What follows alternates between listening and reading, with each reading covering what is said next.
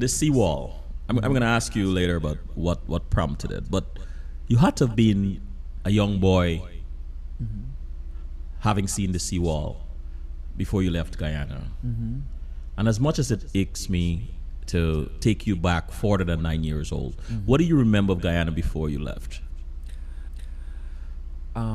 Taking me back, the whole film, the feature we're working on of Seawall is all about this, but and it's very emotional because it's what I remember. It's a film from a child's perspective, a child's mind's eye, and in spite of what we hear in the media and what we read about Guyana, and what we know historically about what happened in the 70s and all that stuff. From my perspective, it's one of the most beautiful places that I've laid my eyes on, and it's beautiful because I'm so connected to it, and I can't shake it. We moved to Brooklyn. I've traveled. I've been in Paris. I've been in London. I've been everywhere, and I'm like, Guyana is a really beautiful gem in South America that people need to know about. So what I remember is stuff like, going along the seawall to there's a drive-in theater down there. It's a long time there. A long time ago. And I remember, hanging out on the seawall on Sundays with my family, my friends. I remember all the rich fruits and vegetables and trees and birds, and just, it's raw. It's like a raw nature. And you know what I was thinking today? Before I came here, I was thinking that we all work really. People leave the Caribbean and leave all these countries to come to America to work really hard to become successful, be bankers and attorneys and lawyers, and you make tons of money, and and then you want to go have a vacation. And where do you go? You go to the Caribbean. You go to places like Guyana. You go to the Bahamas, and I'm like, well, I'm from there. It's our roots. Like that's that's where I'm from, and I'm so proud of it. And I think that part of my movement, part of my idea with this film and connecting with this amazing community of artists is that let's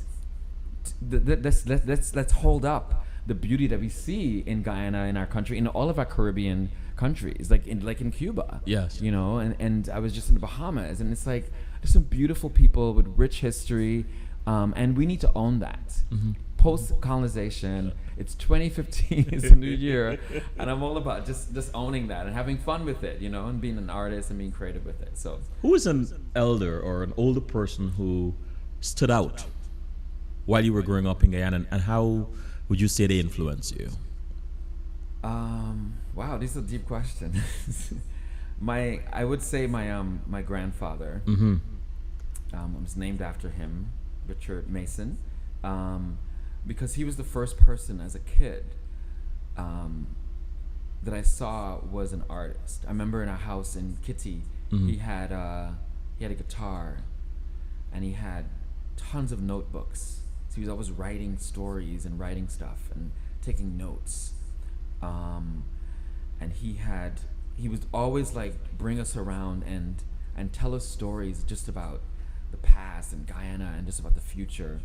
And I think that was the beginning of my imagination from my grandfather. So he was the elder that I sort of I really admire, and he inspires me to this day. I like that, the beginning of my imagination. I must remember to use that in some context sometime. I love it. I love the melody of it. Recently, you screened your short film, The Seawall, at the Havana Film Festival. Which, for those who don't know, is the oldest film festival in the region and the largest in Cuba. Describe for us what it was like witnessing this international audience as they reacted to your film. Okay, first I want to say, Selman, I was beyond excited to visit Cuba, because we have so many misconceptions and we don't know what to expect about it, and when I first got there, I was nervous, and I didn't know what to. It's one of the most beautiful places on this planet, and I think that there needs to be places like Cuba on this planet. where, and that may sound controversial because it's communist, but Right.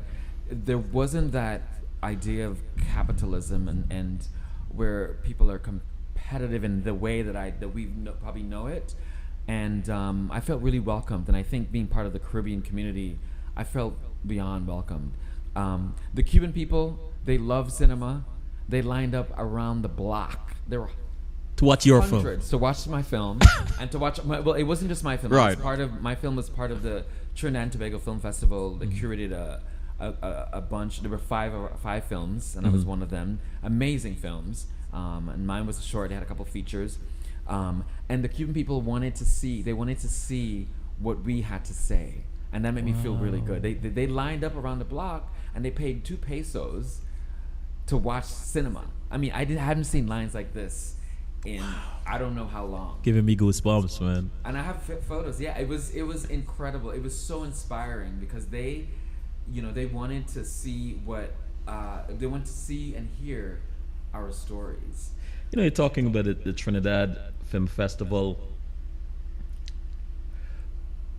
How did you get involved with TTFF, Trinidad and Tobago Film Festival? Trinidad and Tobago Film Festival. They're awesome, by the way. They were just voted one of the top 25 film festivals in the world, I think, or the country. We can fact check it, but one of the top 25 film festivals to go to. And this was right after I was there in September. They actually contacted me because the Seawall short screened a few places in the Caribbean, and through this distributor, Anansi Studios. It's been online, and I think someone saw it, and so they contacted me to come to the festival, and it lives up to that credit it just really recently got, because it was just the best connection of Caribbean filmmakers from Trinidad, Jamaica, and all the English-speaking Caribbean communities. But I think why Trinidad is so amazing and TTFF is so amazing is that they decided to include our Spanish-speaking Caribbean brothers and sisters to be part of the festival. Because I think it's easy to say the Caribbean is English-speaking or it's Spanish-speaking. So we had Puerto Rico, we had Cuba, and the Cubans showed up in Trinidad and they turned it out. They took a lot of the awards, a lot of great films, and so there's a great partnership with Trinidad and Tobago Film Festival and Havana in Cuba, and so they invited Trinidad and Tobago to bring a few films that they selected that they thought would be great for Cuba, and I was fortunate that they chose the Seawall. Why you think in your quiet moments? Why you think they chose the Seawall? I don't know. Well, I think here's the obvious question. I answer. The Seawall is in Guyana. For those who don't know, it's a man-made structure along the coast of Georgetown. It's about 280 miles, and it stretches all the way down the country. And it was made to protect the country Guyana from flooding because it's below sea level. Similarly, in Cuba, there's what they call the El Malecón. Yes. And it's the Spanish word for seawall, and it's the same thing. It was built in the early 1900s, when America was involved with Cuba before the embargo, and it stretches along Havana, and it's the similar identity. It's beautiful along the coast, and I think Trinidad and Tobago probably saw that connection, and I think like in the Seawall film, the Seawall acts as a symbol, as a separation. It's symbolic for a separation between Guyana and the rest of the world, and my country, and what happens when a family leaves your home country, your homeland, across the seawall, beyond the seawall, to the unknown. And I think the Cubans really connected with that, and I think that's why they like the film, because they can connect to my story and our story, being that the embargo and the history of Cuba's separation from America, etc. So I think that's one of the reasons. As far as you know, does Guyana have any involvement with the Havana Film Festival? As far as I know, I would say not directly. I think I was the first. Really? I think I was the first person to from Guyana to be able to to be able to do that, Mhm. to have that presence, and it was an honor. It's an honor to be, like if you look at the program, it was all the films from Puerto Rico and Argentina and Puerto Rico and Cuba and Mexico, and then there was Guyana, and it was like the Seawall. It was one film. Wow. And the first one ever. So it's been great. It's humbling. What would you think it would mean to you and other Guyanese filmmakers? Should Guyana have a significant involvement in the Havana Film Festival? Oh, I think it's amazing. I think that Guyana, the Guyanese film community is definitely growing, and I'm excited about it. I mean, I'm so fortunate I was able to go back to Guyana last year and present a master class on filmmaking for the country, and I started the Mason Richards Film Scholarship in Guyana to encourage just one young person at the University of Guyana interested in film to be a personal mentor for them, because I feel like we need to grow the Guyanese film community to be part of Havana, because our stories are so similar. Our stories are so similar, and we're all brothers and sisters in the Caribbean. What got you involved in filmmaking? Why? Why films? I think I've always been interested in telling stories, and beyond that, you can do a lot. You can have someone have an emotion and have an experience visually that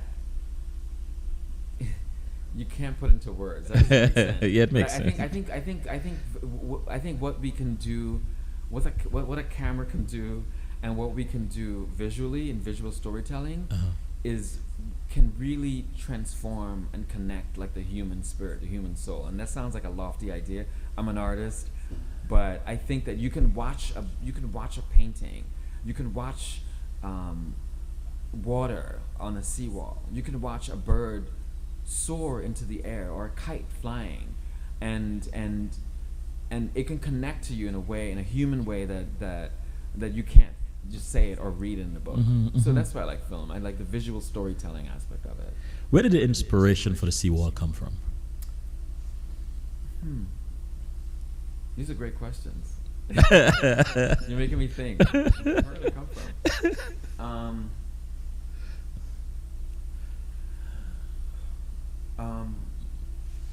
When I was in film school, I made a bunch of films that were funny, that were like comedic, they were cool, they were experimental, and when it came time to make my thesis film, I wanted to do something that was substantial. Okay. Right, and I wanted to. I never went back to Guyana since I left at 7 years old, and so I had the idea I would go back to Guyana and just do like a short film there. So the inspiration was just to go back and investigate my childhood and my past.